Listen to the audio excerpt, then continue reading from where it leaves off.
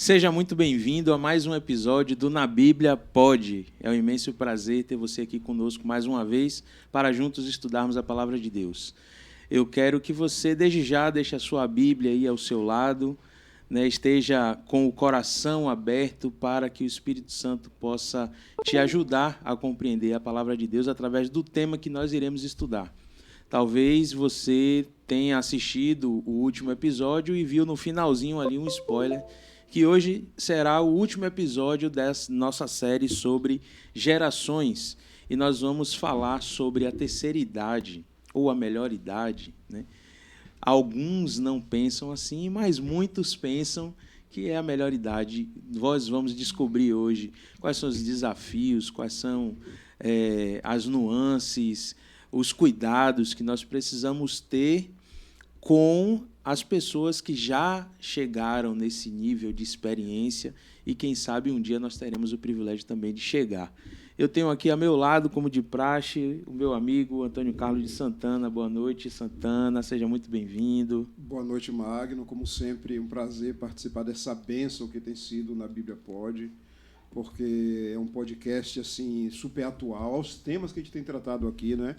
Eu fico imaginando qual outra oportunidade que teríamos de tratar temas e trazer profissionais como os que temos trazido aqui. Alguns de nossa comunidade, outros convidados de fora, mas tem sido sempre convidados muito assim importantes para a gente, e hoje não vai ser diferente. Então, boa noite para você, boa noite para todos. Boa noite. Tem aqui também à mesa a nossa mídia, Stephanie Santos. Seja bem-vinda, Stephanie. Ela está aqui, evidentemente, porque faz parte da equipe de profissionais aí que atuam na rede de saúde. Né? Ela é enfermeira, atua na atenção básica, né? Atua aí prestando serviço à comunidade. Seja bem-vinda, Stephanie. Que bom que você está aqui conosco. Obrigada, boa noite. É um prazer estar aqui com vocês hoje. Saiu de trás das telinhas aí do celular para estar aqui à mesa mais uma vez. E o bom de Stephanie é que ela viveu diretamente versátil, com né? o tema de hoje, né? Sim, cuidou da avó aí por anos, né? E pôde contribuir com essa fase tão especial aí. E não menos importante, a nossa convidada especial de hoje é Flávia Laís, fisioterapeuta gerontóloga. Acertei? Isso. Flávia, muito obrigado por ter aceitado o convite. É um prazer ter você aqui conosco e sinta-se à vontade. Eu agradeço o convite, um prazer, uma boa noite a todos.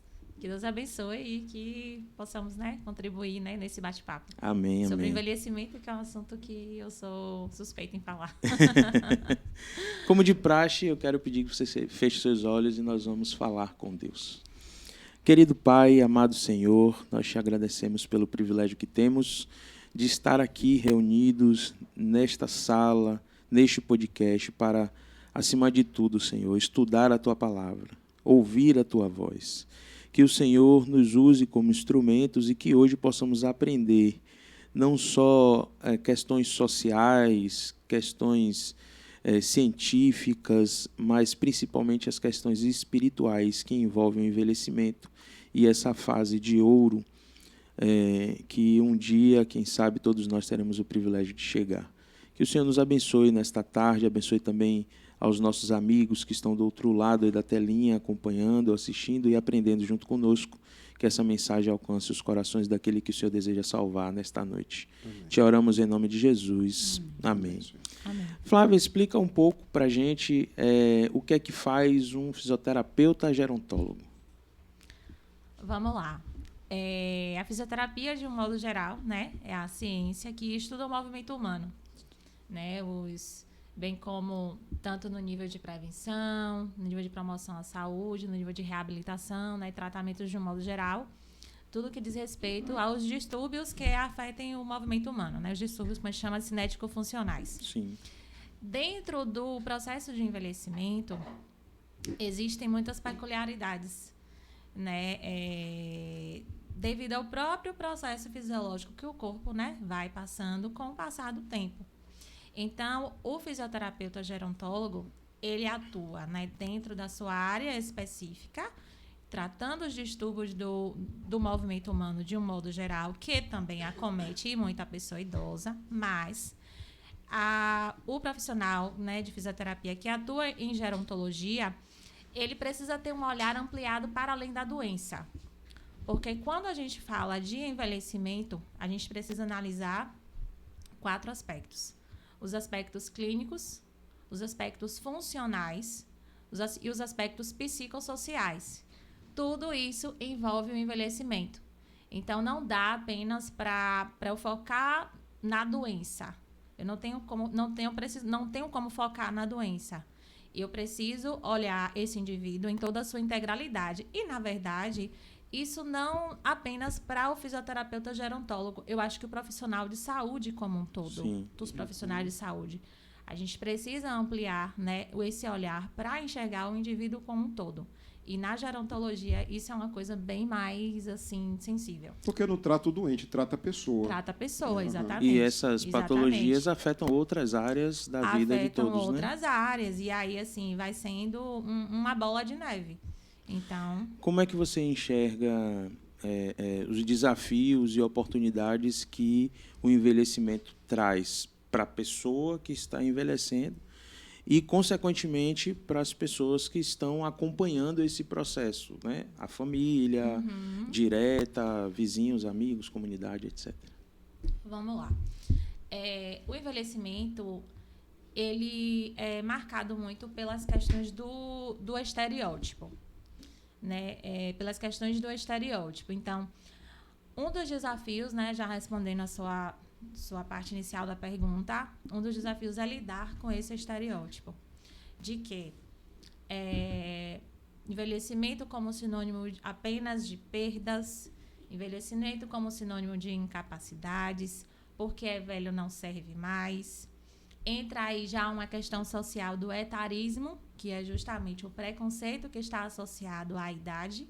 Então, e muitas vezes a própria pessoa idosa, às vezes isso é uma visão que está tão embutida na sociedade, essa questão do etarismo, que a gente muitas vezes pode cometer etarismo sem nem perceber. Inconsciente, né? Por exemplo, em falas do tipo, você não tem mais idade para isso. Isso não cabe mais, tipo assim, porque você já está velho demais para fazer isso. Isso é uma forma de etarismo. Preconceito. De preconceito, né? E até a própria pessoa idosa, muitas vezes, se coloca também nesse lugar. Então, eu penso que esse é um desafio. Você lidar com essas questões do preconceito que existe ao que é velho. Né? Porque o que é velho é sinônimo de que não serve.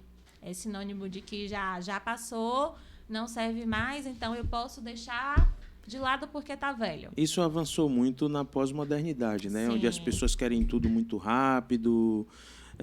Até um computador velho não serve mais. Só Sim. serve o computador de última geração que você clica e ele vai. E as pessoas têm estado cada vez mais ansiosas, né? E por isso falta-lhe paciência para lidar com alguns grupos de pessoas, né? E os idosos estão dentro desses grupos. Exatamente. E em termos assim, você perguntou foi sobre os desafios e oportunidades que vêm com o processo de envelhecimento. Pronto, desafios e oportunidades. Pensando nas oportunidades, aí a gente vê justamente, né, como que a gente vai driblar, como que a gente vai na contramão desse processo, né, em relação às questões dos estereótipos.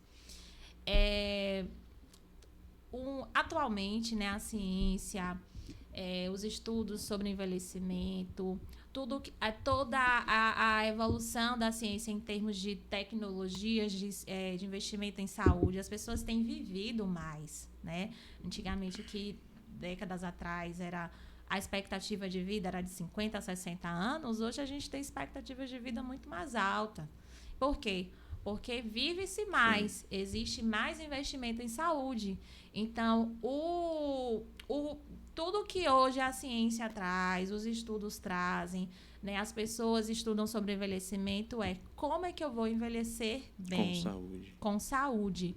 Esse também eu acho que é um outro grande desafio. Já entrando, né, nessa questão do desafio também. E a oportunidade que eu tenho com isso estou na fase da velhice, estou vivendo esse envelhecimento, mas estou vivendo um novo momento da vida de possibilidades. É enxergar o envelhecimento como possibilidades e não apenas como perda e como incapacidade. É um exemplo, talvez, de envelhecimento aí para geral, né? O Silvio Santos, por exemplo. Sim, Chegou sim. uma fase da vida dele que as pessoas começaram a dizer que ele perdeu o filtro, já tem também 90 anos e já não está mais preocupado com alguma coisa, mas eu acho que ele escolheu viver de uma forma mais positiva, né? A velhice do que... Mais autêntica até, não é? Mais autêntica do que outros, talvez, né? Outras figuras públicas que envelheceram e se anularam. Magno, me permita aproveitar esse momento aqui do bate-papo, que o Flávio falou sobre que as pessoas têm alcançado um nível de idade, né, que antes, de fato, as pessoas faleciam muito cedo. Muito cedo. Esse envelhecimento, essas pessoas têm vivido mais tempo, a gente poderia dizer que esse aumento da expectativa. Estava por essa palavra, da expectativa de vida, tem sido pela qualidade de vida que tem melhorado ou porque os medicamentos, as drogas, os equipamentos médicos têm ajudado? As pessoas, de fato, têm praticado mais atividade física, se alimentado melhor, coisa desse tipo, entendeu? Eu diria que as duas coisas. Uhum. Tanto tem-se mais investimento, né, em saúde, que antigamente, tipo, as pessoas morriam de gripe, digamos assim. Hoje, praticamente surreal a gente imaginar hoje uma pessoa adoecer por conta morrer Sim. por conta de uma gripe, porque a gente sabe, estou dando um exemplo bem As vacinas simples. têm ajudado bastante. Exatamente. Então, hoje a gente tem os imunizantes, a gente tem hoje uma série de incentivos, digamos assim, para que se tenha, né, uma vida cada vez mais ativa, né, uma vida saudável. Então, assim, principalmente a gente vê muito isso nos centros, né, de especializados em geriatria, né? Eu faço parte de um deles. E, trazendo um pouquinho, né, da minha vivência, eu tenho idosos de 90 anos e que são super ativos e participam de atividades sociais e que vão para cinema e que vão para vários outros tipos e que estão ali naquele convívio então não é social. só atividade física, não é recreação. só atividade física, é todo um contexto social. Por isso que eu falei que tudo que envolve o envelhecimento são os aspectos físicos, os aspectos funcionais, que está relacionado como que aquele indivíduo funciona no seu dia a dia. A saúde da pessoa idosa, ela não é medida pela ausência de doença. Na verdade, Sim. isso já a saúde, de um modo geral, não é ausência de doença, né? A gente sabe que é um completo bem-estar biopsicossocial e espiritual. Certo. Mas, pensando especificamente em saúde da pessoa idosa, ela é medida pelo seu nível de funcionalidade. O que é isso? É o quanto que esse indivíduo tem de autonomia e de independência. Isso está relacionado à saúde da pessoa idosa. Então, se uma pessoa ela tem autonomia, que é a sua capacidade de decisão, que são duas palavras que as pessoas confundem muito o seu significado. É diferente. Autonomia está relacionada à sua capacidade de decisão. Está relacionada às questões cognitivas. Okay. A independência está relacionada à capacidade de execução. É aquilo que eu consigo executar pelos meus próprios meios. Vou dar um exemplo. Temos uma pessoa idosa, um cadeirante, por exemplo. Ele está lúcido, ele está orientado, tem uma limitação de mobilidade, porque está numa cadeira de rodas, mas vai sair e ele escolhe a roupa que ele quer usar. Eu quero usar aquela camisa com aquela calça. Ele tem autonomia. Ele decide o que ele quer. Mas ele pode não ter a independência de chegar lá e alcançar. Okay. Já, por outro lado, tem outros idosos que têm a independência, mas por alguma alteração cognitiva não tem a autonomia de decidir. E tem também um outro viés, né, dentro dessa questão, que é, muitas vezes, a família quer super proteger aquela pessoa e aí tira dela isso, a sua autonomia. Tipo assim, não, você, às vezes, não é nem por maldade, é por querer proteger demais.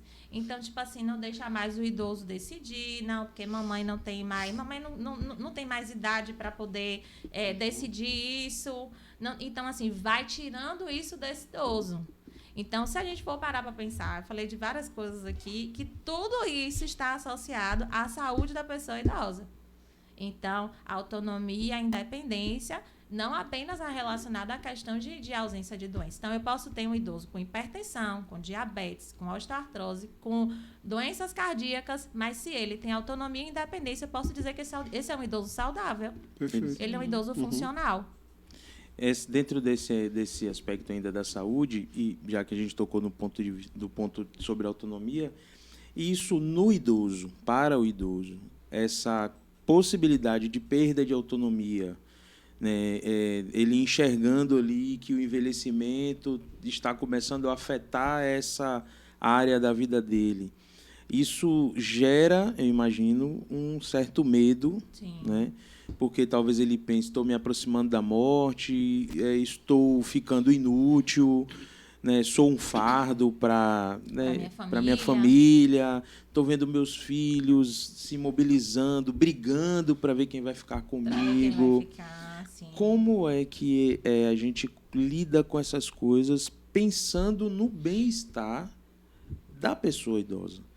Porque, para quem ainda não está vivendo essa fase, talvez seja mais fácil emitir uma opinião. Sim. Né?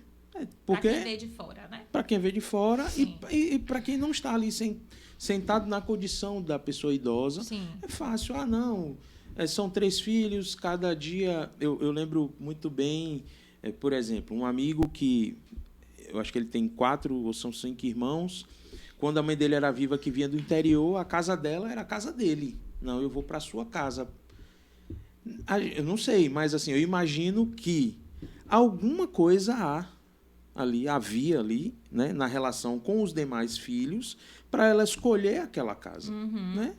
Porque se os pais tratam os filhos do mesmo jeito, o amor é o mesmo. Né? Sim. Então, como é que a gente pode lidar com a pessoa idosa quando ela tem esse medo da perda da autonomia, dessa possibilidade de se achar inútil e de não, né, de ser um fardo ali para a família, para a sociedade? Vamos lá. Acho que a primeira coisa, o olhar que a gente precisa ter é um olhar de acolhimento. Não dá para você pensar em saúde da pessoa idosa sem você ter esse olhar do acolhimento, né? Isso que você está trazendo é algo assim real, é o que eu vejo muito no meu dia a dia, principalmente questões associadas à insuficiência familiar. E insuficiência familiar faz parte de uma das síndromes geriátricas, né? E aí a insuficiência familiar, né, já puxando esse gancho do exemplo que você bem trouxe, é um ponto, sim, muito crucial. O que seria insuficiência familiar, Flávia? A insuficiência familiar é quando esse idoso, ele às vezes ele tem uma família muitas vezes desestruturada, uma família que não está ali entendendo bem aquele processo de envelhecimento, os impactos que isso tem trazido. Eu não diria nem em termos de número de pessoas, porque às vezes a família é até grande, mas se a família ela não é funcional, esse idoso acaba tendo uma insuficiência familiar. Porque, tipo, tem, exemplo, 10 filhos, mas só um se compromete. E aquele filho, que é o que está ali no papel de cuidador principal, digamos assim, que não deveria ser apenas ele, mas, digamos, ele está vivendo aquilo ali, ele acaba vivendo uma sobrecarga. Então, de repente, é o que eu vejo na minha prática clínica. Muitas vezes, o idoso, ele deixa de estar ali no atendimento com a fisioterapia, porque só um filho pode levar. O idoso não pode ir sozinho. Então, o idoso deixa de ir. Então, muitas vezes acontece assim, esse processo de insuficiência familiar, a rede de apoio que esse idoso tem, muitas vezes é fraca, como a gente diz, é escassa, é fragilizada. Então, pode até ter número de pessoas, mas não é uma rede articulada. E esse idoso, no fim das contas, vai vivendo tudo isso que você falou. Vai se sentindo um fardo, vai se sentindo, né, que ele é uma sobrecarga. E aí vem as questões, né, esse idoso começa a deprimir, né, você começa a perceber... Se isola. O processo de isolamento. Por isso que, dentro da gerontologia, a gente precisa trabalhar, né, com equipe multiprofissional. Então, quando eu percebo esses sinais de isolamento, de humor deprimido, quando a gente vai fazer uma escuta ativa, quando a gente vai fazer o acolhimento desse idoso, como eu disse no início, não é apenas sobre o déficit de mobilidade, mas é tudo que envolve isso. Quando eu vou fazer uma escuta ativa e um acolhimento desse idoso, quando eu percebo que tem demandas mais específicas, eu faço um encaminhamento para um colega psicólogo, que vai fazer, né, esse direcionamento, vai passar as orientações. Se eu, por exemplo, constato que tem uma questão de insuficiência familiar e está tendo um conflito ali de família, tipo assim, os filhos não estão se entendendo, eu direciono a questão para um assistente social que vai mediar esse conflito de família. Então, assim, a gente precisa ter esse olhar. Então, a gente vai lidando com essas circunstâncias, né, direcionando para aquilo que é específico, né, dentro de cada área. Quando a família falta, evidentemente, ali o corpo clínico que cuida daquele idoso tenta intervir ali de alguma forma, né, como você falou, encaminhamento psicológico, o assistente social para lidar com esses conflitos. Sim. Mas a igreja, ela pode e deve exercer um papel, de fato, de modo a tentar resgatar o idoso que esteja numa situação como essa, né? Perda de autonomia por conta de um entendimento familiar, vivendo um conflito de filhos que empurram um para o outro o cuidado, se sentindo inútil, incapaz e ali caminhando para um quadro depressivo, né? A igreja pode e deve ajudar nesse aspecto, e como poderia, por exemplo? Sem sombra de dúvidas, porque o meio, né, a igreja em si, a gente não pode, né, isolar a pessoa idosa. A gente precisa ter esse olhar, e não apenas como igreja, né, como pessoas de um modo geral, né, mas assim o papel da igreja é fundamental, principalmente no resgate, né? Tem idoso que deixa de frequentar a igreja porque está com dificuldade de mobilidade, né? Não vem porque não quer, não vem porque está, como a gente pode dizer, está fraco na fé. Não vem porque está com uma osteoartrose agudizada e ele não consegue andar. Minha avó, por exemplo, morreu com 99 anos nesse ano. Era lúcida, totalmente lúcida, a Stephanie conheceu, mas ela tinha a limitação de mobilidade por conta de uma artrose bem grave, bem né? grave. Sim. Mas você sentava com minha avó para conversar, parecia um jovem, a mente bem ativa. Isso. Então, assim, então essas pessoas que deixam de frequentar, que deixam de vir, então qual é o papel da igreja, né? Então, isso precisa estar bem articulado no sentido de não estar vindo por conta de uma dificuldade de mobilidade, precisamos ir até eles, precisamos visitar, precisamos oferecer esse suporte, né?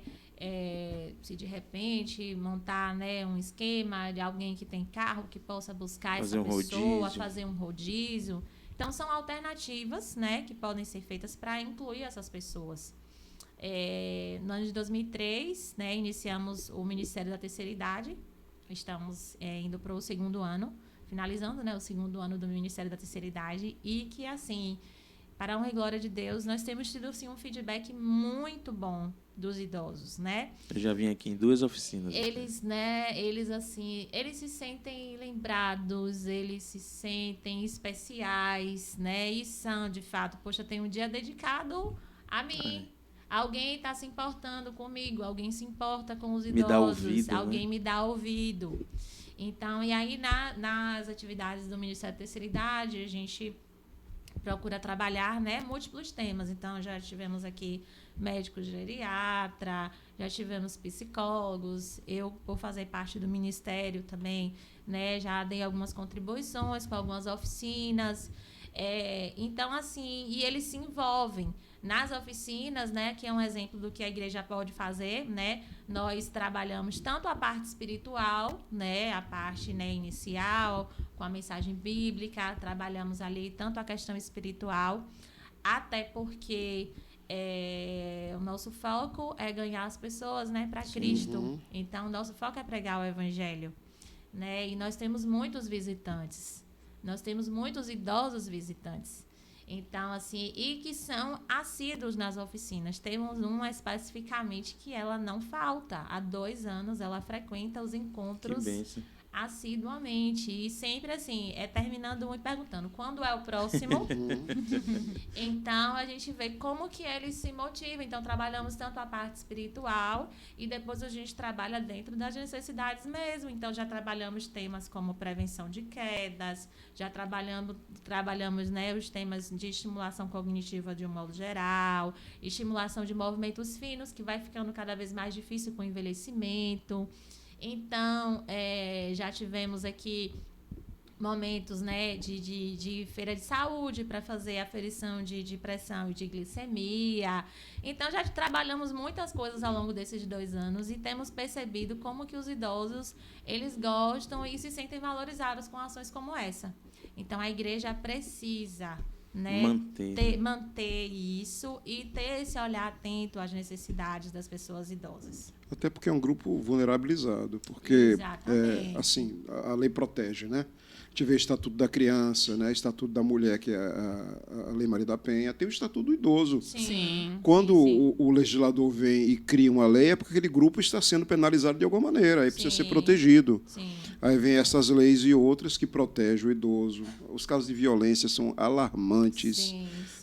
Todos os tipos de violência, a violência patrimonial, muitas vezes o idoso é o arrimo da família. Sim. Tem filhos crescidos, o neto dentro de casa e é com a aposentadoria dele que ele alimenta todo mundo. Exatamente. Quer dizer, uma qualidade de vida melhor que ele poderia ter, não tem, porque ele está alimentando os netos, porque os filhos não fazem. Mas muitos são vítimas de violência mesmo.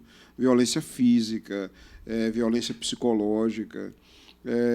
Assim, é incrível, mas eles estão protegidos pela lei, né? E a igreja saber que abarca, que como essa organização social organizada, que também alcança o idoso e cuida dele, é muito importante saber isso e até ampliar, não é, Flávia? Isso. E você trouxe um ponto importante, Santana. Muitos não se reconhecem nesse processo de violência. Por isso o nosso papel também de orientar. E uma das coisas que a gente trabalha também no Ministério da Terceira Idade é essa questão da orientação, da educação em saúde, da oportunidade deles perguntarem, deles tirarem dúvidas, porque muitos não se reconhecem.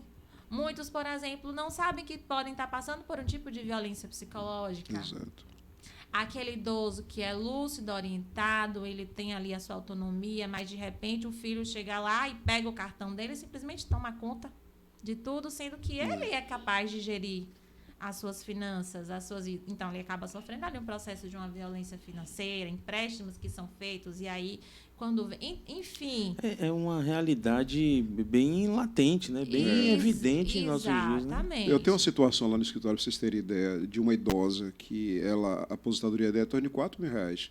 Os filhos tomando empréstimos, ela hoje recebe líquido R$100 e poucos. Imagine. Eu estou com uma ação de superendividamento tentando resolver a situação dela. Ela está vivendo de favor. Uma senhora que tinha apartamentos bons perto de Alphaville está vivendo de favor na casa de um filho, entendeu? Um caso típico de violência financeira. Mas isso é só um demonstrativo, Exatamente. Porque muitos outros existem. Isso. Mesmo com as limitações, eu quero depois passar a palavra para a Stephanie para a gente ouvir a questão do testemunho. Talvez ela também possa contribuir com isso. Mesmo com as limitações que naturalmente o processo de envelhecimento traz, seja cognitivo, físico, né, psicológico, como é que nós podemos extrair desse idoso toda essa experiência de vida, né? Como é que... Aí eu vou falar de todas as comunidades que estão envolvidas. Primeiro a familiar, depois a comunidade ali que ele vive, vizinhança, igreja, né?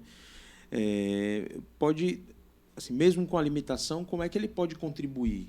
Né? Para contribuir, ele precisa ser acionado. Essa demanda, eu imagino que precisa chegar. Como é que a gente faz para que, né,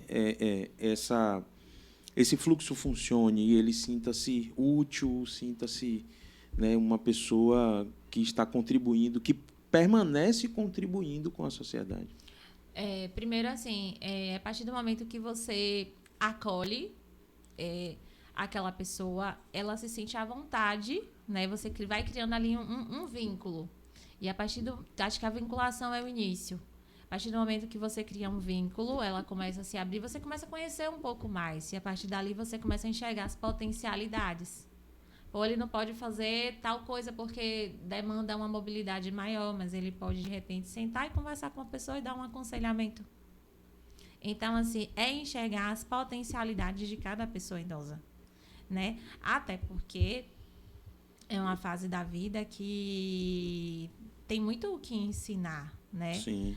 As questões da intergeracionalidade, tem muitos estudos falando sobre isso, né? Tipo assim, contatos de crianças, jovens com pessoas mais idosas, as trocas que existem em cima disso, né? E os benefícios que há para ambas as faixas etárias. Então, assim, enxergar ali naquele idoso as potencialidades, né? As suas o que é que eles podem fazer.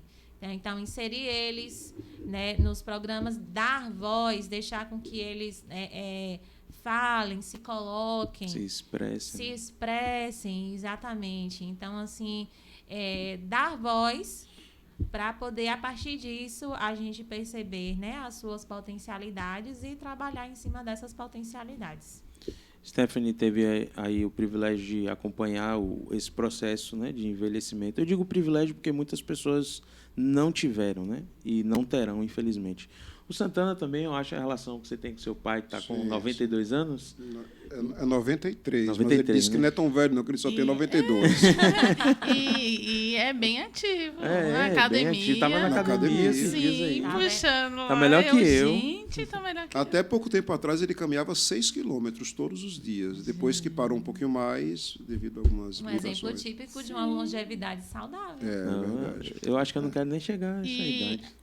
Quero chegar com a saúde dele. Quando você perguntou até dessa questão, rapidinho, a Flávia, quanto à questão da gente estar vivendo um período em que as pessoas estão vivendo mais, porque Magno relatou a avó dele em 99, seu pai tem? 92, 93. Eu digo que é 93, porque o documento é 93, mas ele disse que é 92. Pronto, mas é perto, Tá né? perto, é. Então, a gente tinha, como Flávia falou, a gente antes tinha aí pessoas com 60, 50. Claro que se a gente for estudar, a gente vê que realmente os jovens hoje, né, não estão tendo uma longevidade quanto a Não isso. estão se preocupando, Não né, estão com se cuidando isso. também. Cuidando. Mas, por exemplo, eu tiro lá no posto. Lá, terça-feira de manhã, quando eu chego, o educador físico ainda não chegou, o pessoal da terceira idade já está lá. Claro, tem pessoas que não são ainda enquadradas da terceira idade, mas a maioria é. E eles são muito ativos. Eles já chegam cedo para passar pela triagem. Tudo que você propõe, o grupo de crochê, o grupo de saúde mental, todos os grupos, eles estão lá. Fisioterapia, tudo. Muito ativos.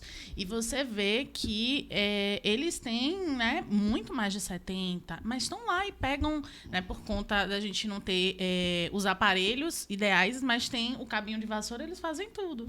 Né? Mas, sobre a oportunidade que você teve de acompanhar esse processo de envelhecimento com a sua avó, quais foram os principais desafios que você pôde identificar nesse processo de acompanhamento ao longo desses anos? Primeiro desafio com a minha avó, a mente, né? Porque, assim, eu não tenho como dizer como é o processo do envelhecimento para quem já está, né, nesse processo há um tempo maior. Eu tenho como dizer o meu agora, que eu estou indo no meu processo até chegar lá. Mas, assim, era um desafio para mim por conta da questão da mente, né? De você tentar convencer a melhoria da qualidade de vida para, por exemplo, a minha avó tinha 85 anos. E ela já era cardiopata desde os 25, né? Ela tinha arritmia cardíaca, né? Por conta da condição de vida, antigamente, né? Ela desenvolveu um problema de coluna. E aí teve hérnia, operou, mas continuou com algumas. Então, assim, o que eu tentava fazer, né, era modificar a questão da mentalidade para o tempo em que ela vivia, porque era necessário, questão de qualidade de vida, de alimentação, apesar da alimentação dela ser assim, relativamente tranquila quanto a isso, né? Corroborava bastante, então era bem tranquilo, mas é desafiador. né? Você, além de tentar convencer, tentar adaptar ali tudo, porque ela teve um primeiro AVC, depois de toda essa questão de saúde e de idade, teve um segundo AVC. Então, assim, é muito desafiador para a família, principalmente para a família disfuncional, que é o que, infelizmente, a gente tem bastante hoje, que um membro da família é o que participa ali somente, ou às vezes dois, né, colaborando com muito sacrifício. Isso. E quando a gente tem uma estrutura de dois terem uma estrutura psicológica, financeira, social, porque nem todo mundo tem, e isso impacta bastante. Assim, eu tive que ter um jogo de cintura muito grande mesmo, né? E eu literalmente digo que foi Deus, porque falando assim, a gente às vezes dá vontade de jogar tudo pra cima. Quando a gente faz aquela chargezinha no Instagram, vou jogar tudo pra cima, depois fala assim, não, depois já ter o trabalho de catar tudo de novo. Mas às vezes dá, né? Porque a sobrecarga é muito grande. Você lidar com o seu emocional, de você ser incapaz de suprir aquilo ali, mesmo sem ter tido, no caso dela, o AVC antes. Mesmo assim, eu tinha isso, porque eu saí da maternidade, fui pra casa dela. Minha mãe era muito jovem, ela que me criou. Então, era uma sensação de, tipo assim, eu preciso, não é compensar, né? Mas eu preciso devolver tudo que aquela pessoa me deu. E você vê o filho, né? Os filhos não fazerem a mesma coisa e darem a mesma troca é muito complicado, psicologicamente. Aquilo que Flávia falou no começo, né? Isso. Muito. E trazendo o gancho do que Stephanie trouxe sobre a questão da sobrecarga, né, do cuidador. Gente, isso é um ponto que realmente assim precisa ser falado, porque muitas vezes o olhar é só sobre o idoso, sobre a pessoa, né? Sobre a pessoa idosa que está ali, de fato é o foco daquele processo do cuidado, mas a gente também precisa voltar o olhar para o cuidador. Para o cuidador, existem inclusive escalas, né, que mensuram a sobrecarga de cuidado. Existem muitos estudos que falam sobre isso, sobre a questão, principalmente quando ele é aquele cuidador, o cuidador principal, né, aquele que está ali. Então, assim, precisa-se também cuidar de quem cuida. Porque em muitas situações, o idoso está lá, o idoso vive até mais do que o próprio cuidador. A realidade é essa. Com certeza. A gente vê o cuidador ali em um processo de adoecimento, muitas vezes físico e muitas vezes, e até pior, um adoecimento mental, um adoecimento emocional. Então, assim, quando chega a um ponto, né, de ter essa sobrecarga do cuidador, muitas vezes tem a sobrecarga por quê? Porque muitas vezes a família é disfuncional. Tem a questão da insuficiência familiar. E aí, muitas vezes, essa situação ela vai gerar o quê? Vai cair numa instituição de longa permanência para pessoas idosas, que isso é um outro ponto também, que precisa ser discutido e ser desmistificado, porque se tem ainda muito preconceito com relação às instituições de longa permanência para pessoas idosas, mas a gente vê que hoje em dia nem se fala mais, por exemplo, não é nem mais correto você falar em asilo, porque asilo te dá ali, tipo, te dá abandono, né? Exato, te dá uma conotação de abandono, de que você largou lá.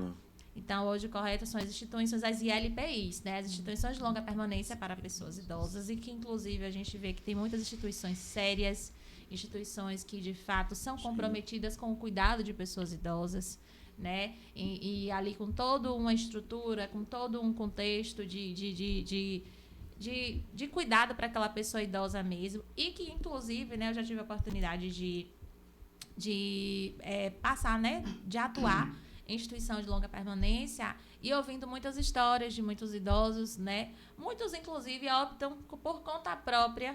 Chega a um ponto da vida, olha a questão da autonomia, né? Você vê, chega a um ponto da vida, ele se vê lá. Se viu sozinho, mas não queria continuar sozinho. Então, muito caso de muitas pessoas idosas que chegam lá, não, a partir de agora eu quero estar convivendo em um lugar, né? Eu tenho consciência de que eu já estou em uma fase da vida que eu preciso, olha a percepção, eu preciso estar ali sob a vigilância de alguém, porque eu sei que minha saúde já está um pouco mais fragilizada, então eu preciso estar em um lugar onde eu vou ter um amparo. Então, eu já ouvi relatos como esse, de idosos que vão pelos seus próprios meios e optam por passar ali a conviver. Então, tem esses dois lados. Aquele lado em que, muitas vezes, a família precisa recorrer a um ILPI porque não consegue dar o suporte necessário para aquele idoso. E o lado de que, muitas vezes, o idoso opta, quando ele é lúcido e responde por si, ele opta por estar ali. A família geralmente tende a olhar isso com bons olhos quando o idoso opta por ir para uma instituição dessa para que ele possa ter ali um acompanhamento. Na maioria dos casos, melhor. pelo que eu já presenciei, não. Tipo assim, como assim? O que você quer? Não, mas assim, eu quero viver minha vida, você tem a sua vida, você tem Ter a sua contato com independência, outras e eu quero pessoas. estar vivendo ali. Então, assim, pelo menos a maioria dos casos, não. Tem uma, Desculpa, fale você. tem uma coisa importante nisso, quando Flávia fala do cuidador, dessa parte psicológica, é algo que eu também tive uma resistência muito grande, é a questão das ILPs, né? Eu ficava, meu Deus, e assim, para você levar isso, imagina você levar para um seu pai que te criou e tudo. Porém, hoje a gente vive em um contexto totalmente diferente da época dele. Totalmente diferente. Que você hoje tem que 24 horas já não dá mais, né? Não dá mais para fazer nada. E aí, infelizmente, você acaba sendo a pessoa que exclui ele do seu cronograma diário. Porque você vai acabar colocando uma pessoa para ficar e você fica em um horário ou então uma vez na semana para cuidar. E assim, é importante que as pessoas que estejam até assistindo, acompanhando, né, o podcast, entendam que se você é um cuidador, você precisa também pensar em você. Porque, assim, se você adoece e só tem você, quem vai cuidar? É um sofrimento muito grande você dizer assim, eu vou colocar minha mãe, a minha avó, quem seja, numa instituição de longa permanência. Mas e você? Você também não pode se anular. É o que acontece em muitos casos, não somente com o cuidador, com o idoso, mas também uma mãe com o filho, né? Isso acontece muito e a gente, né, não pode deixar isso acontecer. Como mudando um pouco de assunto, como é que o envelhecimento afeta essa visão de futuro para a pessoa idosa? Olha, Porque né, a gente tem a ideia do que a ciência e a estatística nos traz sobre a expectativa de vida. Mas muitas vezes o idoso não. A pessoa que está no processo de envelhecimento não tem, né? Eu estou com 65 anos, né? É a idade legal para 60? 60 Estou com anos. 60 anos. Pô, eu tenho um pouco tempo de vida, né? Como é que eles lidam no geral, assim? Não sei se talvez você tenha convivido com essas interrogações, esses altos questionamentos aí a respeito da visão de futuro. Eu acho que, para responder essa sua pergunta, primeiro a gente precisa, né, entender que o processo de envelhecimento não começa aos 60 anos. 60 Eu anos... mesmo já tenho uns 85 anos de idade mental. Tô chato. Começa bem antes. Sou velho chato. Na verdade, a gente começa a envelhecer a partir do momento que a gente nasce. O envelhecimento começa a partir do momento que a gente nasce. Hoje já está mais velho do que ontem, né? Todos os dias a gente está envelhecendo.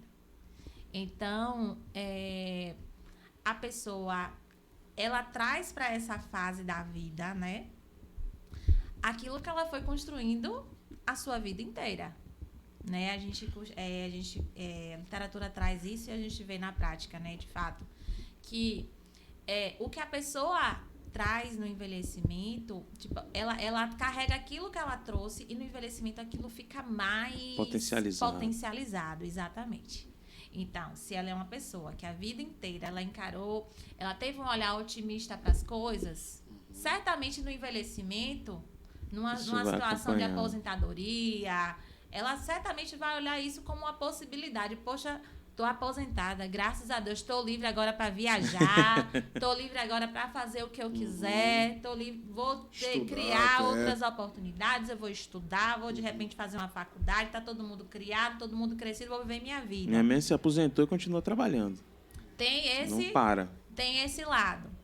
tem, por outro lado, né, um grupo de pessoas que também falam assim, vixe, me aposentei. E agora? O que é que eu vou fazer da minha vida? O que é que eu vou fazer com esse tempo que antes era ocupado por trabalhar, por criar neto, digamos assim, por estar ali, e aí, de repente, a pessoa se vê, né, naquele processo. Então, assim, acho que essa visão de futuro vai muito daquilo que a pessoa foi construindo ao longo da vida.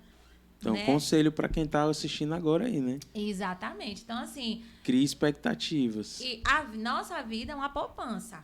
Eu costumo dizer que, e trabalhando, né, com idosos, né, eu tenho esse privilégio de trabalhar com idosos, a gente começa a enxergar, de fato, assim, muita coisa. Eu já tenho 9 anos que eu trabalho, né, diretamente tenho 11 anos de formada, e desses 11, 9 anos que eu trabalho, né, diretamente com a pessoa idosa, desde que eu iniciei o processo lá na residência multiprofissional em 2015. Então, ao longo desse tempo e vivenciando tudo que eu já vivenciei e vivencio na prática, eu vejo que tudo é uma poupança. Então, tudo aquilo que eu faço hoje em prol da minha saúde física, da minha saúde mental, eu tô ali botando na poupança. Vai acumulando, né? Seja coisas boas ou ruins. Seja as coisas boas e ruins, eu tô fazendo uma reserva. Então, se hoje eu me estimulo a minha mente, eu tô fazendo ali uma reserva cognitiva. Se hoje eu me exercito, eu tô fazendo ali uma reserva pro meu físico, eu tô fazendo ali uma reserva para que, tipo, se quando eu chegar no envelhecimento, numa situação de adoecimento, eu vou ter uma reserva. Então, tipo assim, eu não vou ter perdas tão rápido. Se a vida inteira eu levei uma vida desregrada, se a vida inteira eu não cuidei da minha saúde mental, da minha saúde física, vou chegar nesse processo muito mais fragilizado, adoecido. Então, assim, a visão de futuro é muito daquilo que a gente constrói ao longo da vida. E a mente da pessoa, né? Se ela é otimista, se ela é pessimista, essas características particulares. Exatamente. E pode parecer que não, mas já temos quase 1 hora aqui conversando. Nossa, tão rápido. Já estamos caminhando para o final. Uma das perguntas que eu achei interessante aqui, preparadas pela equipe, é como, na verdade, que conselhos poderiam ser dados às gerações mais jovens para saber aproveitar a sabedoria acumulada pelos mais velhos? Deixa eu só fazer um parêntese. Eu imagino que você deve ouvir muitas coisas legais. Sim. Lidando com, né, esse público. Sim. Então, diante disso, que conselho seria pertinente dar para gerações mais jovens? Olha só, eles costumam ser, pelo menos assim, na comunidade onde eu atuo, eles são muito gratos, assim. Eles costumam expressar a gratidão de muitas formas, né? De N formas, assim. E muitos, né, trazem exemplos, situações que vivenciaram, né, ao longo da vida, de experiências, de muitos, né, que viveram 60, tipo, quarta-feira mesmo. Estávamos lá no momento do atendimento e, assim, o momento da fisioterapia é um momento também de socialização. Então, se encontram porque são as mesmas pessoas, o mesmo horário, então eles criam um vínculo, né, e ali estavam conversando. E teve um momento que o papo foi sobre casamento. E ali, aí eu tenho uma paciente de 94 anos. E ela falando, né, sobre que ela ficou casada com o esposo dela 60 e poucos anos de casamento. E ela dizendo que quando ela ficou viúva, ela botou na mente que o esposo foi o único homem que ela teve na vida e que ela não quis mais nenhum. E aí outras já tem outra perspectiva. Aí eu, não, a fila andou, que não sei o quê. Então, tipo assim, aí ela dizendo assim, essa, né, de 94 anos, estava conversando comigo, eu estava em um atendimento direto com ela no momento, ela falou assim, minha filha, você é casada? Eu disse, só. Há quantos anos? Eu falei, 9. Ela disse, pois é, mas assim, ó, o segredo para um casamento durar 60 e poucos anos como o meu, é sempre um saber ouvir o outro. Então, assim, são conselhos como esse, na prática, né, no dia a dia, que a gente vai ouvindo, e é um privilégio conviver. com essas pessoas, né? Tem as suas características próprias, né? Tem, como é que eu posso dizer? Os desafios, que também eu não posso dizer a você que só são flores. Sim. Tem muitos desafios também. Tem conselhos que já não envolvem. cabem mais, né? Exato. Assim, a gente vai filtrando, a gente vai retendo aquilo que é bom, mas é muito importante a gente ter esse olhar atento, e eu acho que eu volto a falar até o que eu já tinha dito. Acolher, assim, as gerações, né? Nós que somos de uma geração mais jovem, a gente precisa ter esse olhar de acolhimento. E eu acho que é isso que, talvez, quando é tão comum a sociedade deixar para lá, desprezar, não ligar para a pessoa idosa, que quando eles encontram alguém que acolhe, é como uma se felicidade. fosse ali um super-herói ou uma super-heroína. Um porto seguro. Um porto seguro, exatamente. Então, assim, o conselho que eu dou na verdade, é que acolham seus idosos. Acolham seus idosos. Pense que o que a gente vive hoje, como eu falei, é a poupança, é a lei da semeadura também. Vai ser sacada no futuro, né? Em Exato, algum vai momento. sacar em algum momento. Então, assim, e é também a lei da semeadura. Eu colho aquilo que eu plantei. Então, se a vida inteira eu fui uma pessoa que eu não liguei, eu desprezei, então como é que vai ser na minha velhice? Qual o retorno que eu vou ter disso quando eu for o velho no futuro, digamos assim? Stephanie acolheu, vou dizer, acolheu, né? A palavra você usou, um senhorzinho lá de Seu Luiz, muito gente boa, abandonado pelos filhos, explorado pelos filhos por essa questão financeira. E ele ficava numa alegria quando Stephanie ia visitá-lo. Eu fui algumas vezes. Todo dia recebo WhatsApp. E ele fala com ela todos os dias, vê mesmo como uma neta, e a alegria do... O filho dele mora ao lado, né? Na casa do lado. Não, a família mora numa casa ao lado, Ao lado, é um né? contexto bem Mas não dá complicado atenção nenhuma a ele, É. zero. A gente já precisou ter que levar mantimento para ele se alimentar, porque Isso é cruel. tem né? a família ali. Sim, E não. a família tem a obrigação. E isso é. A obrigação gente, de pagar alimentos, eu não inclusive. estou dizendo que eu não me sensibilize com as demais idades. Mas o idoso, ele me sensibiliza muito mais. E eu sei que muitos...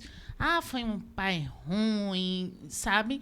Mas é aquela questão do assim, ok, mas ainda assim é um pai, ainda assim é uma mãe, ainda assim é um ser humano e merece, precisa da ajuda, né? Da E o gente. mandamento é honrar pai e mãe. Não Sim. bota condição. Honre pai e mãe se pai foi bom, não. É honrar pai e mãe, independente de como pai e mãe foi. Com certeza. A obrigação sentimento é dele honrar. é justamente esse, gratidão. Assim, por ele. Você percebe nas palavras dele, no cuidado de ligar para ela, mandar uma mensagem, perguntar como é que tá. Isso. Adotou Sabe? como filha, né? Hã? Adotou como filha. Adotou como filha. Fala com ela como se Uma fosse vez eu filha. fui pregar na igreja de plataforma, eu nunca tinha ido de plataforma. Aí eu cheguei para Magno, como é que chega lá? Magno, você vai por ali, entra ali, tem restaurante não sei quem, você pode até lá depois comer, foi até over, né?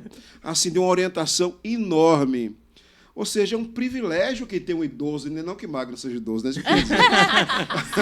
Mas é um privilégio que tem alguém que já passou por aquele caminho Sim. e vai lhe ensinar por vai onde é lhe que você ensinar. vai. Tem uma Exatamente. coisa... Isso é uma bênção, entendeu? Impressionante é o que os orientais têm é o respeito com os mais velhos. É. Eles escutam os mais velhos. Então, Inclusive, assim, até para antes, escolher esposa, gente, marido. eles para casar, porque os orientais, eles, como é que fala?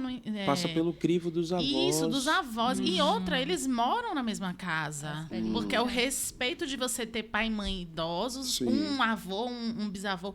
E assim, para tomar decisão, eles vão a eles. Fora a Infelizmente- longevidade que eles têm, né? Sim, De não, serem é outra ativos, qualidade de vida lá que eles têm. E uma coisa que eu fico, sabe, assim, sensibilizada, que é que a gente não dá nenhuma atenção a isso. A gente simplesmente, eu costumo dizer que isso é uma coisa muito dolorosa, né, que eu penso, mas eu não falo, obviamente, isso a eles aqui. É o que eu vejo aqui, a gente tem um tempo de validade. Eu sou importante para a sociedade agora, Enquanto eu porque sou eu estou... produtivo. Exatamente. Tá produzindo. Mas ninguém liga para mim depois. Eu conheço um idoso que quando... Ele 28 anos de empresa, e quando ele foi relutante a se aposentar, mas chegou um momento que a empresa gostava muito dele e do serviço dele, mas chegou um momento que começou a pressionar a aposentadoria até para que ele pudesse ter mais qualidade, e ele infartou quando saiu, quase 30 dias depois. porque ali era a vida dele, ele não tinha filhos. Ele não aguentou a pressão de ficar sem, né? Não tinha filhos. Eu não lembro se ele era casado. Seu Givaldo, o nome dele. Eu não lembro se ele era casado, mas ele era uma pessoa muito sozinha. Inclusive, ele não participava de confraternizações da empresa e tal. Geralmente, ele ia ali, fazia o papel dele muito bem feito, ia para a casinha dele, e depois que ele foi aposentado, ele infelizmente infartou. Para a gente fechar, qual a reflexão que a gente deixaria para o idoso? Para o idoso, eu pensei em um texto bíblico, né, que está lá no livro de Salmos, capítulo 92, o versículo 14. Seria até interessante a gente estar lendo. Já achei. Verso 13 e 14. Posso ler? Por favor. Verso 13. Plantados na casa do Senhor, florescerão nos átrios do nosso Deus. 14. Na velhice darão ainda frutos, serão cheios de seiva e de verdor. Então, essa é a palavra do nosso Deus, né? Um Deus que ele cuida dos detalhes, né? Um Deus que sabe, né, da fragilidade do nosso corpo, né? Principalmente, né, depois que o pecado adentrou esse mundo, então o nosso corpo ele passou a se deteriorar, né, mesmo com o passar do tempo. Mas a Bíblia nos diz que na velhice ainda darão frutos e serão viçosos. Então, os nossos irmãos idosos que podem estar nos assistindo nesse momento, mesmo com as fragilidades associadas ao processo do envelhecimento, existem potencialidades. Existem virtudes e muitas virtudes. Então, assim, mesmo com pouca mobilidade, existem potencialidades de estar ali, de aconselhar, de dar sabedoria, né? Então, daquilo que se acumulou durante a vida. Então, assim, a gente precisa se ter também esse olhar otimista, né? Como eu falei, né, lá atrás, né? A gente traz para a velhice aquilo que foi a vida inteira, mas a partir do momento, se a vida inteira a gente for uma pessoa amargurada, pessimista, enfim, triste, mas a partir do momento que a gente encontra Cristo, ele muda todas as coisas. Então, mesmo no envelhecimento, aquilo que eu fui a vida inteira, mas o Senhor pode fazer nova todas as coisas. Amém. E trazer novas possibilidades, né? E um outro texto também que eu gosto muito é o texto de Isaías, capítulo 40, do verso 29 ao 31. 40, 29.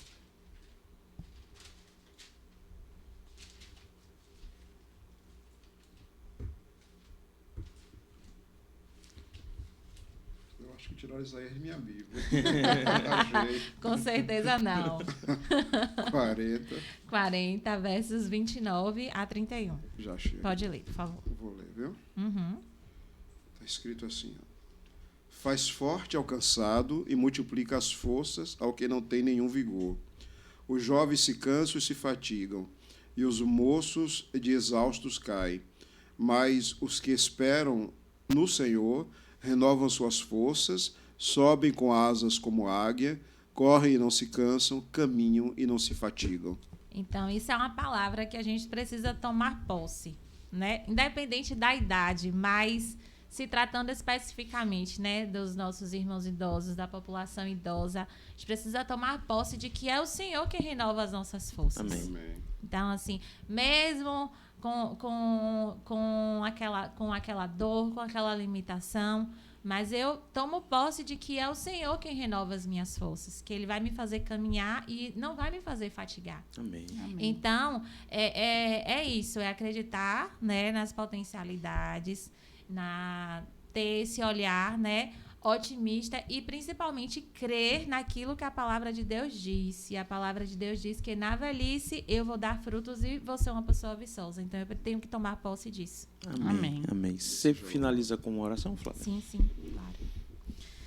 Maravilhoso Deus, eterno Pai, obrigada, Senhor, por esse momento aqui de um papo tão gostoso, tão leve, sobre o assunto que é o envelhecimento. O Senhor é o Deus de detalhes e o Senhor cuida de cada um de nós. O Senhor cuida de cada pessoa idosa.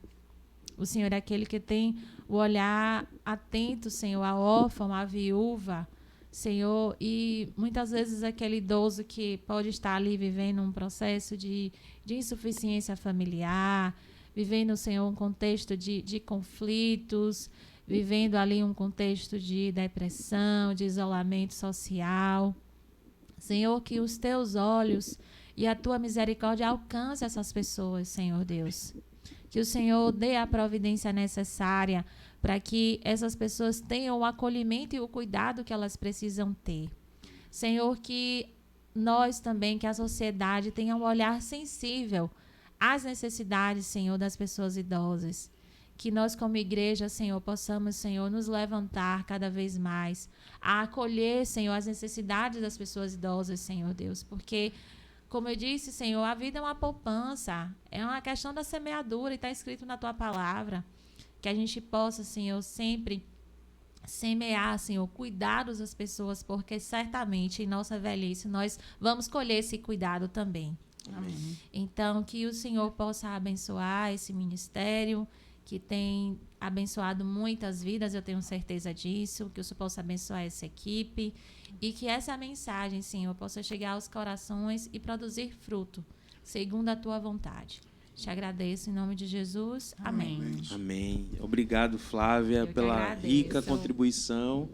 Viu que não foi nada... Foi né? muito bom, viu? Foi muito bom, não precisava temer. Foi excelente, muito bom. E que a gente possa encontrar até outros momentos, quem Sim, sabe trazer um sim. grupo de idosos aqui para a gente ouvir Sim, e ter um sim, bate-papo sim. mais abrangente. Sim, eu que agradeço. Stephanie, também obrigado pela participação de sempre. Santana. Primeira dama.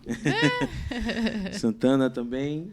Um prazer, mais uma vez, estarmos aqui juntos. Prazer meu, amigo. Com certeza chegaremos ao final do ano e olharemos para trás, que Deus tenha nos oportunizado a falar de muitos assuntos que comumente não falamos de púlpito ou nos estudos bíblicos e que fazem parte do cotidiano da vida das Sim, pessoas.